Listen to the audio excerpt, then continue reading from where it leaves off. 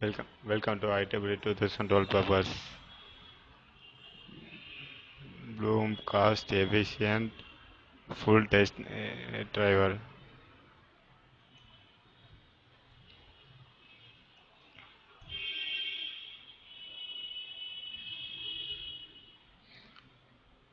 பார்த்தீங்கன்னா Bloom cost efficient and effective full test retrieval in unstructured B2B networks. இந்த paper பார்த்தீங்கன்னா parallel distributed domains கண்ட கீழே வரும்.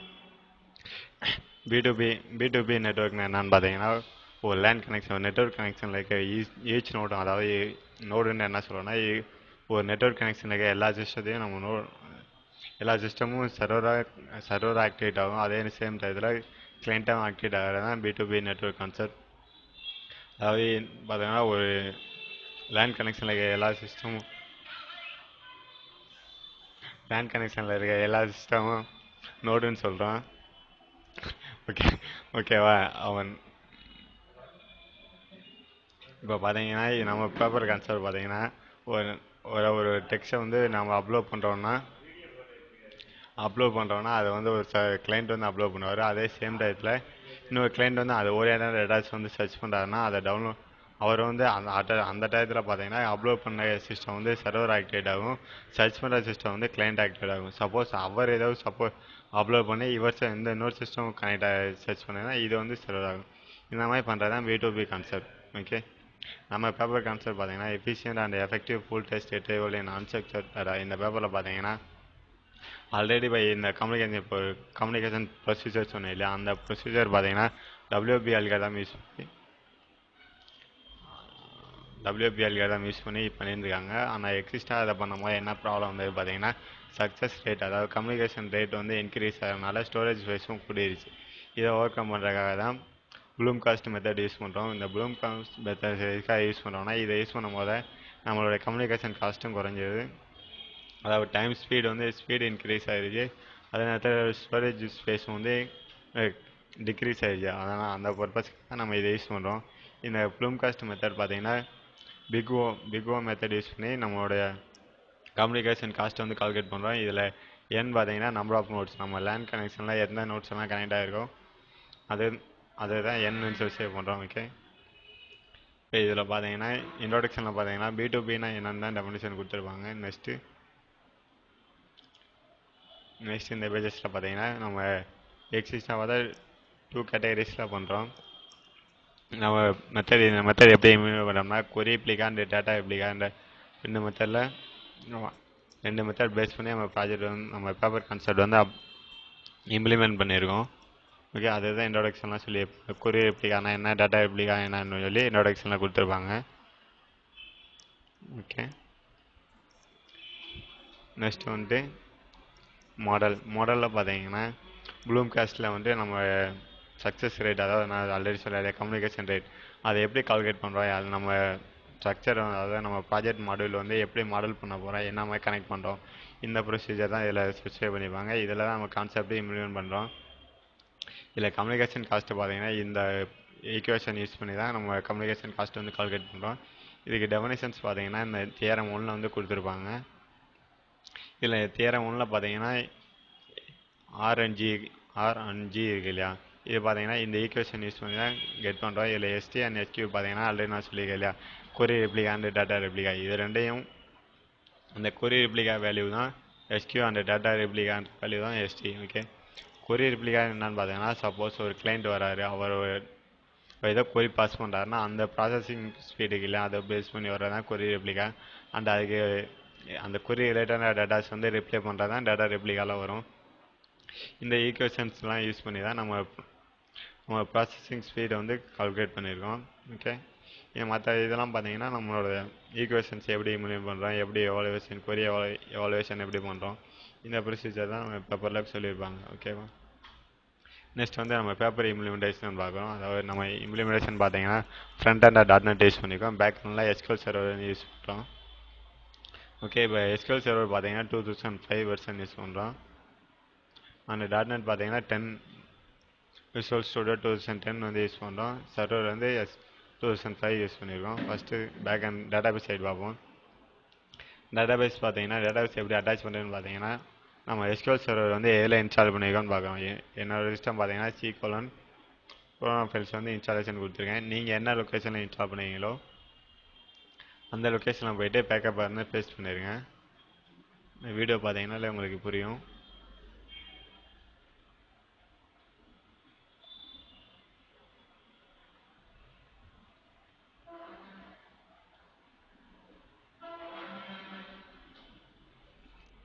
இதில் பார்த்தீங்கன்னா இதுதான் என்னோட இன்ஸ்டாலேஷன் லொக்கேஷன். இதில் நீங்கள் எதில் பண்ணுவீங்களோ அந்த லொக்கேஷன் போனீங்கன்னா இந்த ஃபோல்டர் இருக்கும்.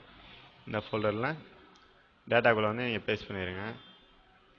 இதில் பார்த்தீங்கன்னா பியர்ன்றது தான் நம்மளோட டேட்டாபேஸ் பேக்கப். இந்த 2 பேக்கப் வந்து இந்த லொக்கேஷனில் பேஸ்ட் பண்ணிட்டு நம்ம எஸ்கியூஎல் சர்வர் 2005 போயிட்டு 2000 மேனேஜ்மெண்ட் ஸ்டுடியோ இருக்கிற இதில் போய் நீங்கள் அட்டாச் பண்ணிங்கன்னா நம்ம டேட்டாபேஸ் வந்து ரெடி ஆயிரும். Okay, next front and .NET side வரும். .NET சைடு பார்த்தீங்கன்னா நம்ம ஒரு கிளைண்ட் வந்து அப்லோட் பண்ணுறாங்கன்னா அந்த டேட்டாஸ் போய் வேறு எக்ஸாம்பிள் இங்கே பார்த்தீங்கன்னா அப்லோடில் தெரியும். இப்போ பார்த்தீங்கன்னா சப்போஸ் நீங்கள் அப்லோட் பண்ணுறீங்கன்னா உங்கள் ரிசீவ் பார்த்து வந்து இதில் ஸ்பெசிஃபை பண்ணி பார்த்தீங்கன்னா டெம்ப். இது நம்ம இந்த பர்பஸ்க்காக நம்ம என்ன பண்ணோம்னா டெம்ப்ன்ற ஒரு ஃபோல்டர் வந்து க்ரியேட் பண்ணிக்கிறோம். இப்போ என்னோடய சிஸ்டம் பார்த்தீங்கன்னா அதில் ஆல்ரெடி க்ரியேட் பண்ணியிருப்பேன். இந்த டெம்ப் இதில் வந்துட்டா நான் அப்லோட் பண்ணுற ஃபைல்ஸ்லாம் வந்து இதில் இருக்கும். ஓகே, இந்த டெக்ஸ்ட் ஃபைல்லாம் நான் அப்லோட் பண்ண ஃபைல். இந்த பர்பஸ்க்காக தான் டெம்ப்ன்ற ஒரு ஃபோல்டர் வந்து க்ரியேட் பண்ணிக்கிறோம். நெக்ஸ்ட்டு பார்த்தீங்கன்னா நம்ம ஒரு அதே நான் பேப்பர் எக்ஸ்பிளனேஷன் சொன்ன மாதிரி நம்ம அப்லோட் பண்ணுறோம்னா அந்த ஃபைல்லாம் நம்ம லோக்கல் ஃபோல்டரில் ஸ்டோர் ஆகும். ஃபைல் நேமும் நம்ம என்ன நேம் வச்சுருக்கோம், என்ன ஓரியன்டாக டேட்டாஸ் வச்சுருக்கோம், அந்த டேட்டாஸ்லாம் பார்த்தீங்கன்னா நம்ம மெயின் சர்வரில் போய் ஸ்டோர் ஆயிரும். ஓகே, அதனால் நம்ம ஸ்டோர் பண்ணுறதுக்காக நம்ம வந்து சர்வரை வந்து கனெக்ட் பண்ணுறோம். அதுக்கு வந்து சர்வரோட ஐபியை வந்து நம்ம கோடிங்லேயே ஸ்பெசிஃபை பண்ணியிருப்போம். அதனால் நீங்கள் கோடிங்கில் வந்துட்டு நீங்கள் எந்த சிஸ்டத்தை சர்வரை ஆக்டிவேட் பண்ணுறீங்களோ அந்த சிஸ்டத்தோட ஐபியை ஸ்பெசிஃபை பண்ணியிருக்கீங்க. இந்த பேஜிலும் போட்டுருங்க. அந்த டவுன்லோட் பேஜிலும் சப்போஸ் நம்ம அந்த பேஜ் பார்த்தீங்கன்னா நம்ம ஒரு டேட்டாஸ் வந்து அப்லோட் பண்ணுறோம், அதுக்காக அந்த பேஜ் யூஸ் பண்ணுறோம். நம்ம சம் டேட்டாஸ் வந்து டவுன்லோட் பண்ணுறோம்னா அதுக்கு வந்து யூஸ் பண்ணுறதுக்காக இந்த பேஜ் யூஸ் பண்ணுறோம். இதில் பார்த்தீங்கன்னா நம்ம சர்வர் டவுன்லோட் பண்ணுறதுக்காக நம்ம இங்கே வந்து சர்வரோட ஐபி கொடுக்குறோம். அதாவது டவுன்லோட் மீன்ஸ் நம்ம ஒரு கொரி பாஸ் பண்ணுறோம்னா அது ரிலேட்டான டேட்டாஸ் வந்து எங்கே இருக்குன்னு சொல்லி லொக்கேஷன் இன்ஃபர்மேஷன் வரணும் இல்லையா, அதுவும் டவுன்லோட் பண்ணுறதுக்காக தான் இந்த ஐபி வந்து கனெக்ட் பண்ணுறோம். ஐபி கனெக்ட் பண்ணதுக்கப்புறம் நமக்கு ரிசல்ட் வந்ததுக்கப்புறம் அந்த ரிசல்ட்டோட நம்ம கனெக்ட் பண்ணி டேட்டாஸ் வந்து டவுன்லோட் பண்ணிக்கலாம். ஓகே, அதுக்காக இங்கே சர்வர் ஐபி கனெக்ட் பண்ணுறோம். அடுத்து கிராஃப். இந்த பேஜில் பார்த்தீங்க கிராஃப் எதுக்காக யூஸ் பண்ணுறோம்னா நம்ம பேப்பர் கான்செப்டில் பைண்ட் பண்ணுறோம் இல்லையா, கொரி ரிப்ளிக்காக யூஸ் பண்ணி கம்யூனிகேஷன் காஸ்ட் இல்லையா, அந்த காஸ்ட்டை பேஸ் பண்ணி ஒரு கிராஃப் ஜென்ரேட் பண்ணுறோம். அந்த கிராஃப் பார்த்தீங்கன்னா சர்வர் மட்டும்தான் விசிபிள் பண்ணுற மாதிரி இருக்கும். அதனால் சர்வர் ஐபி 12னால அந்த சர்வர் ஐபி 12 இருந்தால் அவங்களுக்கு வந்து கிராஃப் வந்து விசிபிளாக இருக்கும். மற்ற கிளைண்ட்ஸ்க்கெல்லாம் விசிபிளாக இருக்காது. அந்த பர்பஸ்க்காக இங்கே வந்து சர்வரோட ஐபியை ஸ்பெசிஃபை பண்ணுறோம். அதே மாதிரி நீங்களும் எந்த சிஸ்டம் சர்வர் ஆக்டிவேட் பண்ணீங்களோ அதை வந்து இங்கே ஐபியை ஸ்பெசிஃபை பண்ணிடுங்க.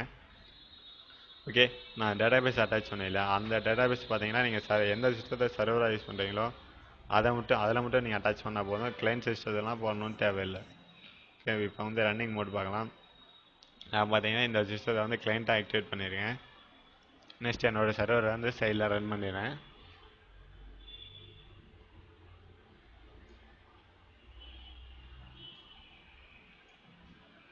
ஓகே, இது என்னுடைய இண்டெக்ஸ் பேஜ், ஃபஸ்ட்டு பேஜ். இதில் போயிட்டீங்கன்னா அது இந்த பிளாக் ஸ்க்ரீன் கன்சோல் மோட் பார்த்தீங்கன்னா என்னுடைய டெம்பரரி சர்வர். ஓகே, இப்போ இந்த ஃபஸ்ட்டு பேஜில் பார்த்தீங்கன்னா நம்ம லேண்டில் எந்தெந்த சிஸ்டம்லாம் எந்தெந்த நோட்லாம் கனெக்ட் ஆகிருக்கு, நோடு மீன்ஸ் எந்தெந்த சிஸ்டம்லாம் கனெக்ட் ஆகிருக்குன்னு சிஸ்டம் நேம்லாம் வரும். ஓகே, நெக்ஸ்ட் வந்து நான் ஒரு சம் டேட்டாஸ் வந்து அப்லோட் பண்ணணும்னு நினைக்கிறேன். அப்லோட் ப்ரெஸ் பண்ணிங்கன்னா வரும். ஓகே, நெக்ஸ்ட் நீங்கள் வந்து ப்ரௌஸ் பண்ணிட்டு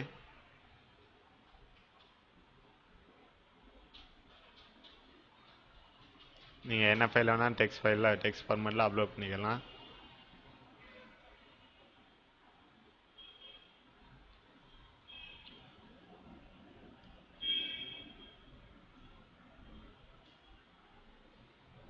என்ன ஃபைலில் சப்போஸ் மாற்றிருக்கோம் இதை கூட போட்டுக்கலாம். ஓகே,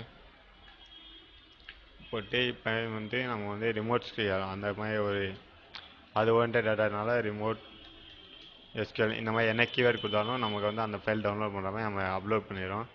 ஓகே, இதில் நம்ம பார்த்தீங்கன்னா நான் ஆல்ரெடி சொன்னேன்ல டெம்பில் வந்து இது வந்து ஸ்டோர் ஆகிருக்கும். ஓகே, இது இப்போ பார்த்தீங்கன்னா இது வந்து அப்லோட் மட்டும் பண்ணியிருக்கோம். ஓகே, சப்போஸ் இன்னொரு கிளைண்ட் வராங்க, அவங்க வந்து டவுன்லோட் பண்ண நினைக்கிறாங்கன்னா டவுன்லோட் பேஜ் வேணாலும், அதனால் நான் மறுபடியும் முதல்ல இன்னொரு கிளைண்ட் ஆகாமல் ஆக்டிவேட் பண்ணுறேன்.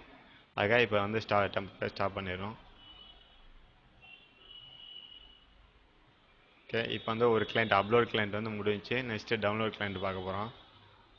இது வந்து அப்லோட் கிளைண்ட்டுடைய டெம்பரரி சர்வர் நேம்.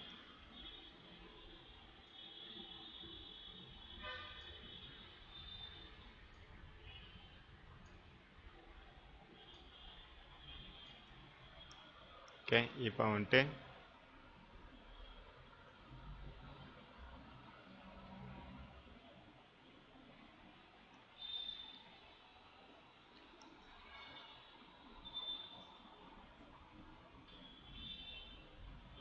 மறுபடியும் ரன் பண்ணுறோம். இப்போ வந்து நான் வந்து ஃபஸ்ட்டு வந்து ஒரு கிளைண்ட் ரன் ஆகி அந்த கிளைண்ட் வந்து அப்லோட் பண்ணுற மாதிரி பார்த்துருந்தோம் இல்லையா. நெக்ஸ்ட்டு அந்த கிளைண்ட் வந்து லைன் ஆகிறாரு. இன்னொரு கிளைண்ட் லைன் ஆகிட்டு ஃபஸ்ட்டு 2 பேஜ் பார்த்தோம் இல்லையா. அப்போ நெக்ஸ்ட் வந்து டவுன்லோட் வராருன்னா நெக்ஸ்ட் வந்து என்னோடய ஐபி 1.7.